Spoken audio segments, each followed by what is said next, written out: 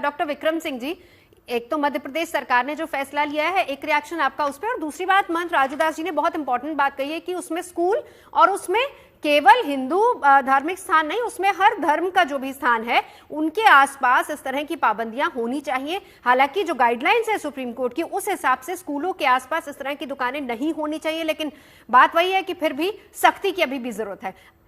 दोनों पर सर इसका जवाब। जी, मैं महंत जी को और विद्वान वक्ताओं को प्रणाम करते हुए और मैं ये स्पष्ट करना चाहूंगा कि सबसे पहले माननीय श्री मोहन यादव जी मुख्यमंत्री जी को कि उन्होंने ये एक बहुत ही सकारात्मक एक कदम उठाया।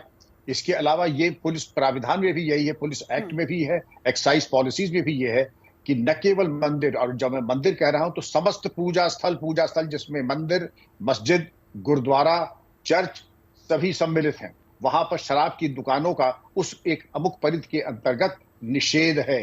वैसे भी हमारे directive principle of state policy संविधान में दिया है कि देश को मद्य निषेध पूरा मद्य निषेध होना चाहिए। लेकिन कालांतर में हम पथभ्रष्ट यूं हो गए कि हमने ये देखा कि उससे जो आमदनी आ रही है, जो एक्साइज रेवेन्यू आ रहा है, उसको हम नजरअंदाज नहीं कर पाए और हमने पूरा मद्य निषेध तो छोड़ दीजिए, और जहां पर 10 दुकानें थी वहां पे 100 दुकानें कर ली। लेकिन जो मंत्री जी ने अनुरोध किया है कि न केवल मंदिर, मस्जिद, समस्त पूजा स्थलों के आसपास, अपितु स्कूल, कॉलेज, और मैं यहां तक कहूंगा कि नर्सिंग होम और अस्पताल के आसपास भी, क्योंकि ये इसका होना ही चाहिए। हमारी संस्कृति में मद्यपान का कोई स्थान नहीं है, पूर्ण रूपेण मद्य निषेध लागू होना चाहिए।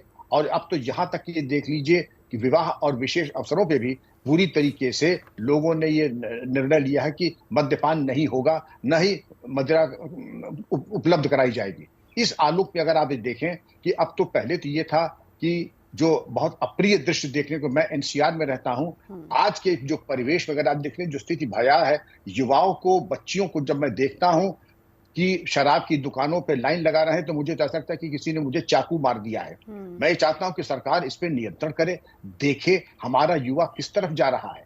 मैं कदाचित आपके पैनल में सबसे बुजुर्ग व्यक्ति हूं, और अगर ये कहूं पुलिस में 36 साल रहा हूं, मैंने बच्चों और ये आज तक चखा भी नहीं। मदिरा खट्टी होती है, मीठी होती है, चाहे कोई कुछ भी हो, विवाह हो, अवसर हो, मुंडन हो, कुछ भी हो, और इसका बिल्कुल अनावश्यक है। इसीलिए मैं चाहूंगा कि जो युवा वर्ग है इससे परहेज करें, सरकार पे पूरी तरीके से प्रतिबद्ध लगाए। बिल्कुल। हालांकि उत्तर प्रदेश सरकार, जैसे महंत राजूदास जी भी कह रहे हैं, लेकिन उत्तर प्रदेश सरकार ने काफी पहले से ही तमाम जो धार्मिक स्थल हैं उनके आसपास शराब की दुकानों की अनुमति नहीं दी, उनको बैन किया हुआ है। लेकिन आपसे डॉक्टर विक्रम सिंह आगे ये भी जानूंगी कि ये बैन ऐलान तो कर दिए जाते हैं, लेकिन प्रैक्टिकली कितना पूरे होते हैं जानूंगी। लेकिन उससे पहले सुभाष राणा जी आपके पास आते हुए, एक आम नजरिए से, आम परिप्रेक्ष्य में देखिए, दोनों चीजें जरूरी हैं। अगर हम सरकार के नजरिए से देखें तो एक आय का बहुत बड़ा साधन भी इसको माना जाता है, लेकिन फिर भी बहुत से ऐसे राज्य हैं जहां पर शराबबंदी है, जिसमें बिहार है, गुजरात में बहुत समय से शराबबंदी है। अब मध्य प्रदेश ने इस तरह का फैसला लिया है।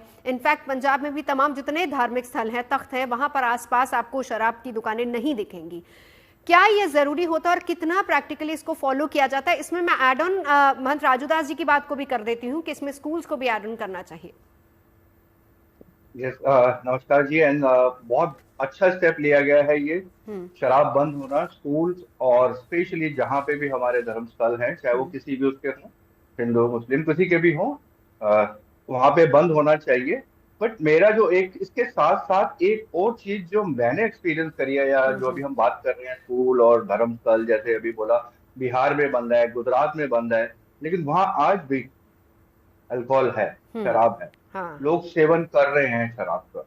इसके साथ साथ स्कूल्स में स्पेशली ऐसा कुछ सरकार को ऐसा करना चाहिए कि इसके साथ साथ हम इसको अवेयर कैसे कर सकते हैं लोगों को कि ये चीज यहाँ तक नहीं जाना चाहिए। ये एक बहुत इंपॉर्टेंट पॉइंट है।